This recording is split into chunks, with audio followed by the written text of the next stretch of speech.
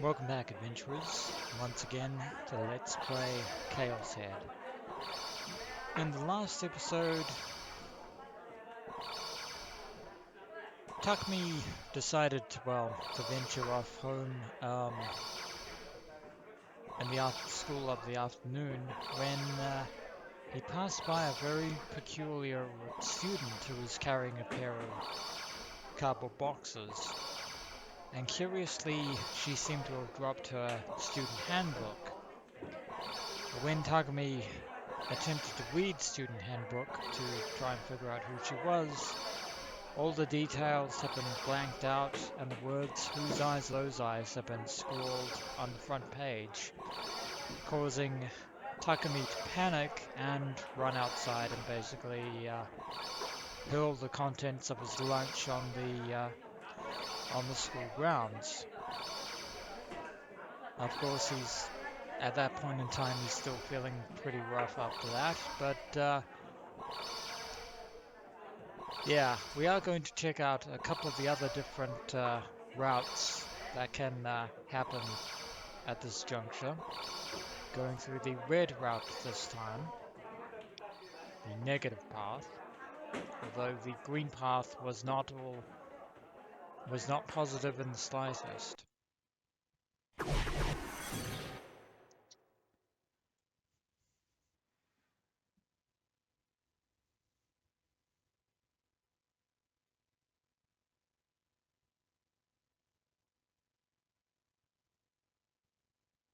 And once more it is the afternoon as the sun sets on Surume Academy.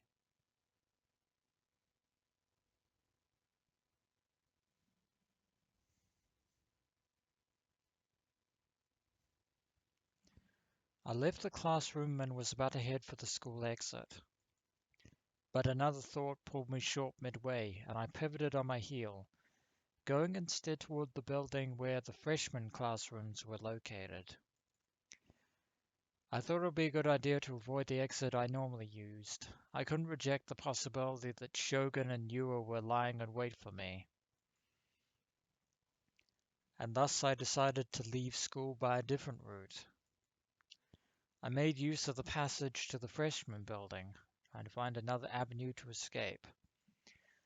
Since a little time had passed since the ending bell, most people who went straight home were already gone, though students with club activities or cleaning duty remained behind. Somehow, schools give off a lonely, nostalgic feeling once a day's worth of classes have ended. This is true of both old-fashioned wooden school buildings and newer ones like Surume Academy. And we've heard this before. Either way, silence filled the school's interior.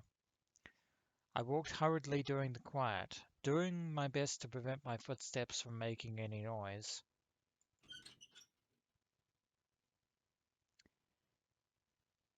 We did not make that noise.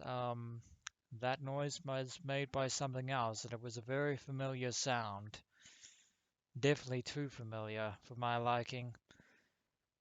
The long afternoon light pouring in through the windows was warm.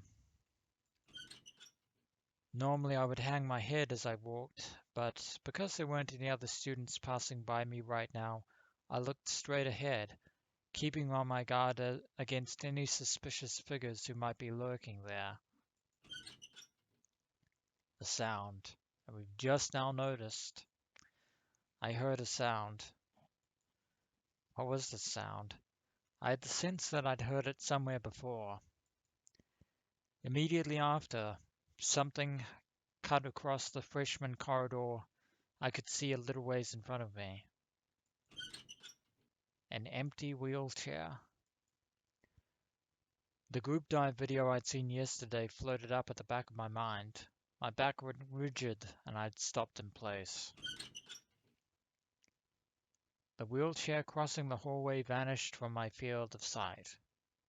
Rather odd for an empty wheelchair to be passing by all on its own.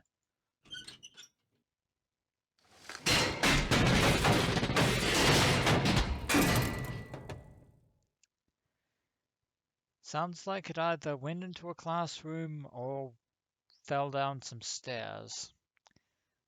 Soon after, I heard an enormous noise. Silence returned. A very chilling silence. I caught my breath and stared in the direction the sound had come from. What had it been? Why was there a wheelchair at school, not to mention one moving without anyone in it? That crash I'd heard at the end could have been the sound of the wheelchair falling down the stairs. Making such a huge sound meant it must be horribly broken by now. I took a quick look around.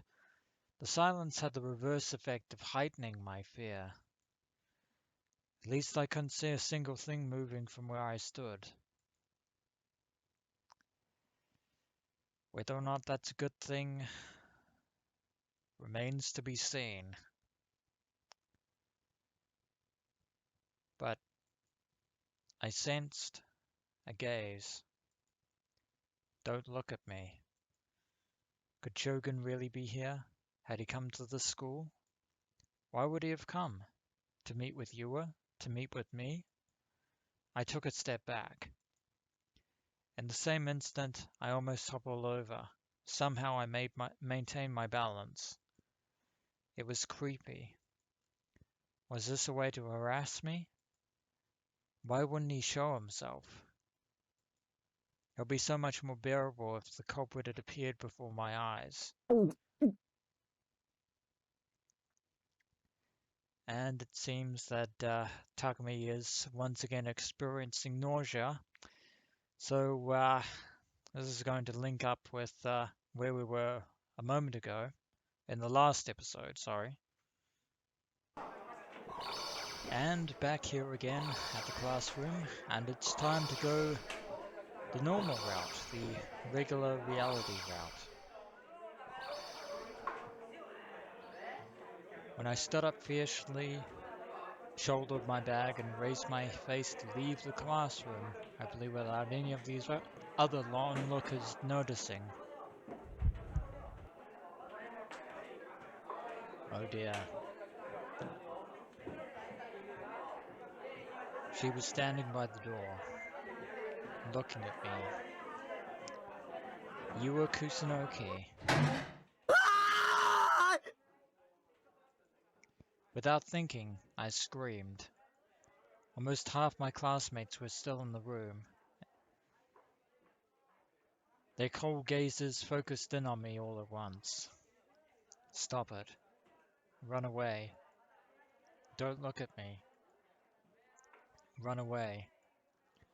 Please don't look at me. You have to run away. Panicking, I pushed my classmates out of the way and dashed out of the other door of the classroom, avoiding the one where Yua stood in place. Running back out to the courtyard. So yeah, it seems that Yua still is keeping tabs on Takumi while he is at Suume Academy, and possibly at elsewhere in Shibuya as well. Seems that no place is truly safe as far as Takumi is concerned. Which, of course, brings us right back to Takumi's dilemma, hoping that someone, anyone, will save him from his current predicament. I wanted to cry. At the same time, the urge to vomit rose in me yet again. I didn't throw up this time round, but I had dry heaves over and over. It hurt so bad, more and more tears started overflowing. Then someone softly began stroking my back. Frightened, I looked behind me.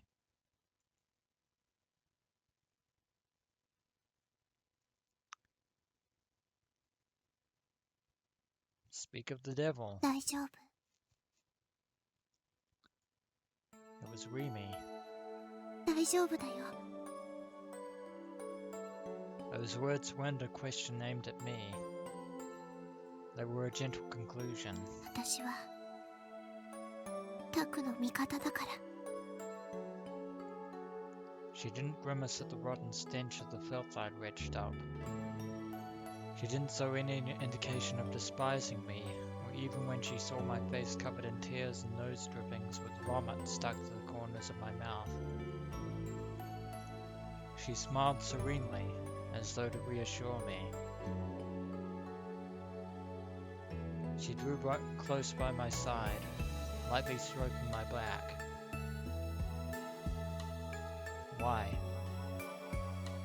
Before this and now, when I thought I wanted someone to save me, why did Rimi materialize before my eyes? Yet another very good question. Getting so many of those now. Because Rimi was here with me now, I felt relief. I felt my burdens lighten. Before I knew it, I'd begun divulging all my emotions, even though I was bad at talking about myself.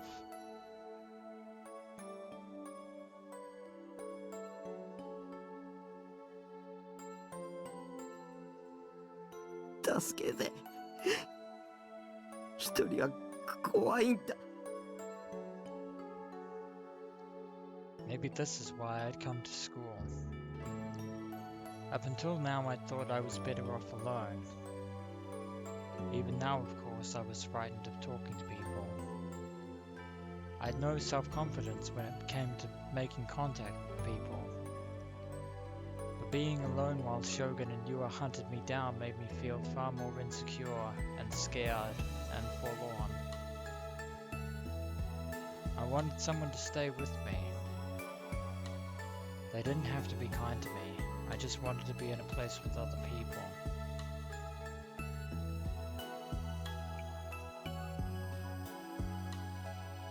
And in this instance, that one person just happens to be Rimi Sakihata.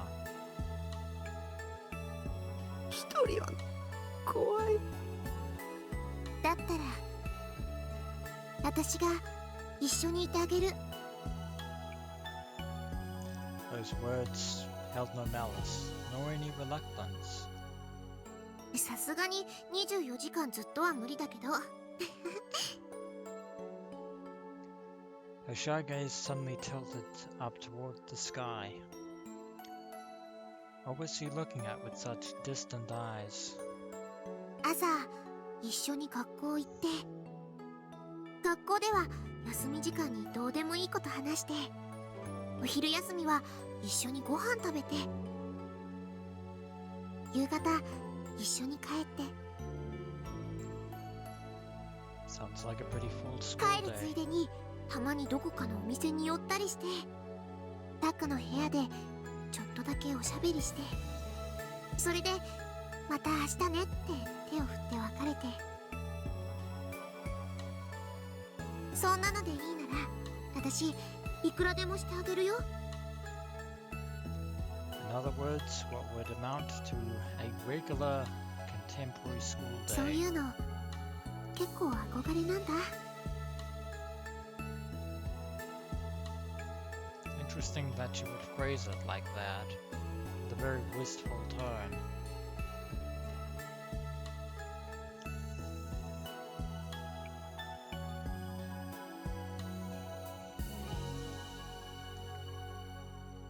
That was almost like being boyfriend and girlfriend. Almost, but not quite. I was stupefied. Was she talking seriously? Yeah, her face certainly seemed to say so, but I doubt that Rimi is blind to Takumi's discomfort.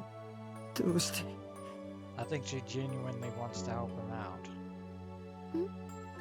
どうしてそこまでしてくれるの？それは Because there was definitely a flag standing here, right? It wouldn't be weird for her to say because I love you in this situation, right?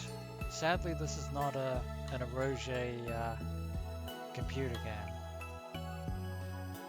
Not that I could think of a single reason why Rimi would fall for me. No wait, this was Zhu Lian's trap. Something similar had happened in the past. Yua had fooled me, driving me to the brink of despair. That's why I can't afford to expect too much. Start by envisioning the worst case scenario. Rimi too might be my it.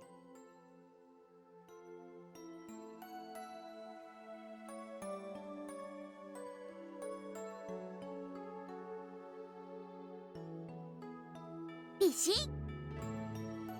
There she is with her little catchphrase and her little salute.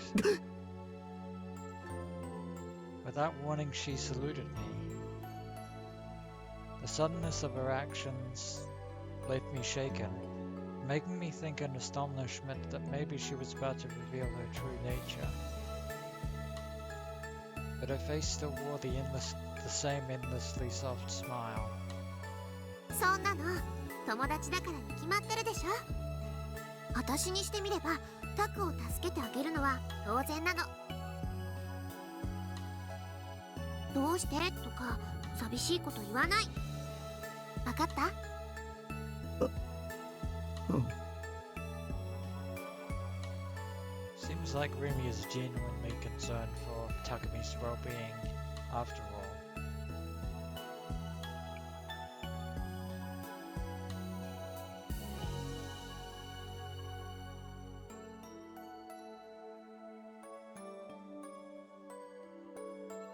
If it were as a couple, I felt my life would have finally begun for real. But even if we were just friends, it made me incredibly happy, having another person be nice to me. Even though time and again Takumi had mentioned that he wasn't interested in reality in the 3D dimension. Having another person try to do something for my sake without seeking anything in return. I'd never known it would bring me such joy. Might be the first time I'd ever felt like this. And more than anything, she made me believe I wasn't alone. Rimi's existence had saved me. From your paranoia, yes. From the reality of New Gen, doubtful. My nausea had finally settled down and I felt considerably better. That's definitely an improvement.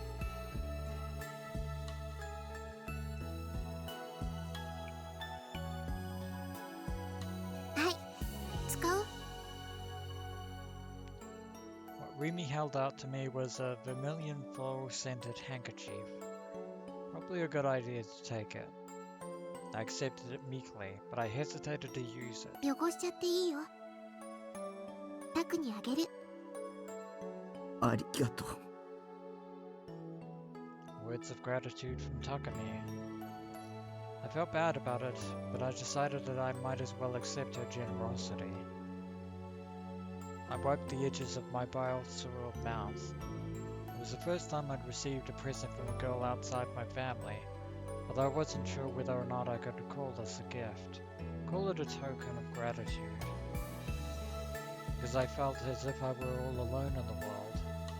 Even a little thing like this induced the same gratitude in me as something far more precious.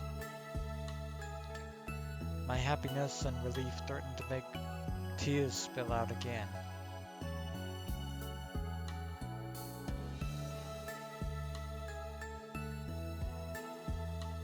At least everything's calmed down now. 帰ろっか。 Rimi asked me in a carefree voice. 一緒に。 Apparently, we'll leave school together. Her suggestion from before was already a done deal. Though I hadn't given her an answer yet. Not that I had any intention of refusing. Not that she probably would have accepted a refusal easily either. I was frightened of being alone. I didn't want to be by myself. Right now, Rimi was the only person I could lean on.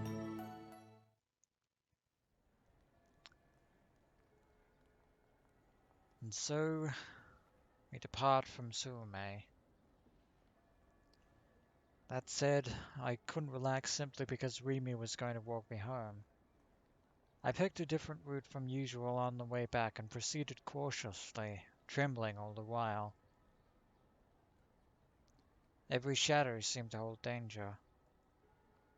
I was tormented by the delusion that you or Shogun might be around the corner each time I approached an intersection, and my legs would go weak, halting my progress. At such times, Rimi would go ahead and scout out the road beyond the intersection, then turn back and nod at me. 大丈夫。誰もいないよ。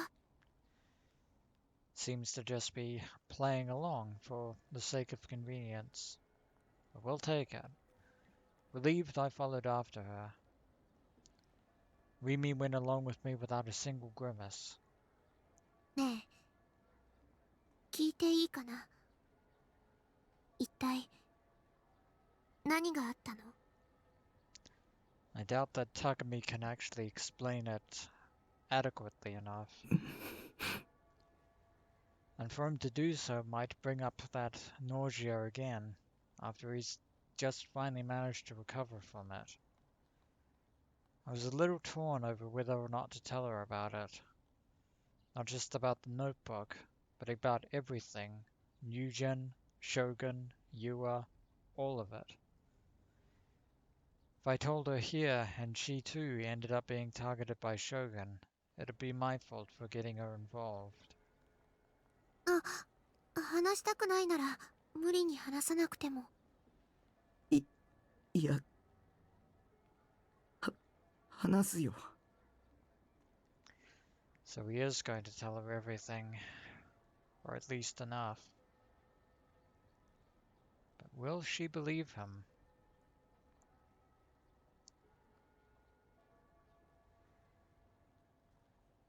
My mouth had already started moving.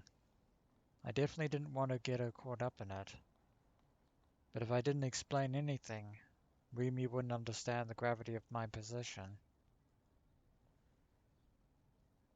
For my own sake, I ultimately chose to close my eyes to the potential danger to Rimi. She'd been the one to say she'd stay with me, so it's not like I was doing anything wrong.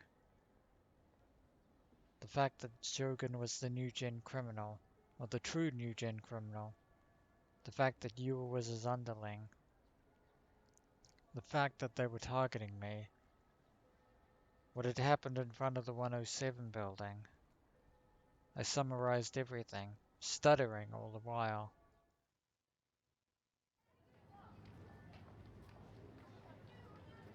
And speaking of 107, here we are.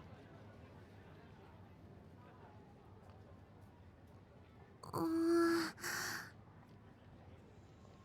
Rimi has a rather perplexed look on her face. Maybe she doesn't quite know entirely how to take Takumi's story. When I spoke of how Shogun had appeared in front of me riding his wheelchair, Rimi made a sober face and lapsed into thought. I've been thinking I wanted to ask her about that incident. This was the ideal opportunity to do so. いたかな、車椅子のおじいさんなんて。 Of course, at least Takumi has the sense to admit talking to Rimi about the staking incident, which would probably make her very upset. There was so little confidence in her answer. 思い出して。Then again, given the fact that Takumi was the only person who could see Shogun, and the fact that nobody else was there, it's probably a bit of a stretch to say that Rimi would have noticed Shogun as well. 大切なことだ。でも、Rimi scrunched up her eyebrows, as if she didn't want to say it. そもそもあの時渋谷の駅前が無人だったなんてことなかったよ。いつもと同じだった。 That was how it must have appeared to Rimi at the time.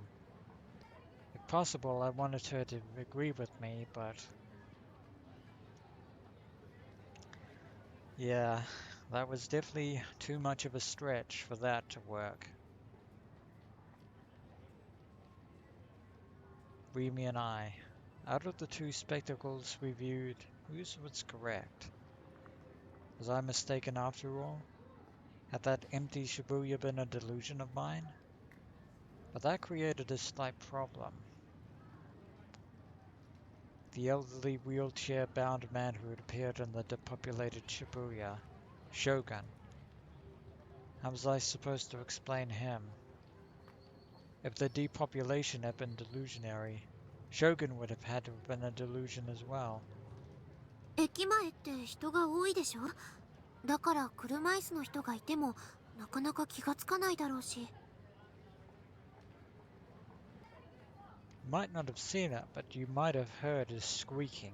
要するに見てないってこと。ごめんね、役に立てなくて。 It's not your fault, Rimi.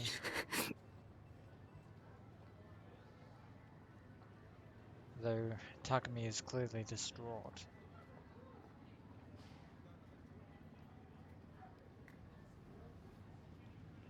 At the very least, Shogun wasn't a figment of my imagination.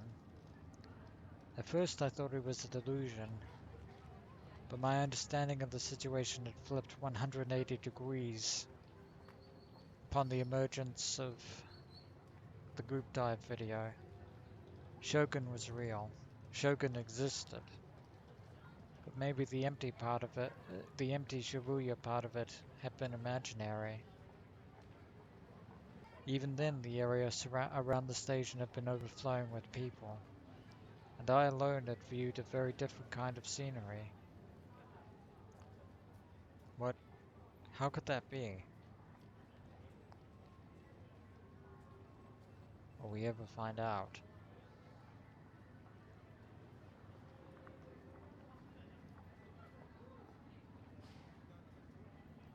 ねえ、それよりお願いがあるんだけど、いい？ Rimi pressed her hands together in supplication. CD を買いに行きたいんだ。せっかくここまで来てからちょっと寄っていきたいんだけど。 So Rimi wants to go shopping. いいかな？ Truthfully, I wanted to go home to my base this very instant. I come here taking the long way because I've been considering the possibility that you and Shogun were lurking around somewhere, not because I wanted to shop. Except, if I turned her down here, it might damage Rimi's mood, and she was the one who said she would be there for me. If I screwed up, she could get angry and go back by herself. And that certainly wouldn't bode well for you, would it, Takumi? That'd be problematic. I needed to have Rimi with me. On my own, I wasn't even sure that I could make it back to my base. And so, CD shopping it is. In the end, I found myself unable to refuse her. Probably the best choice. And that is going to be the end of this episode of Let's Play ChäoS Head. And when we return, adventurers, wonder what kind of CD Rimi is going to actually purchase, if it will make any difference or not.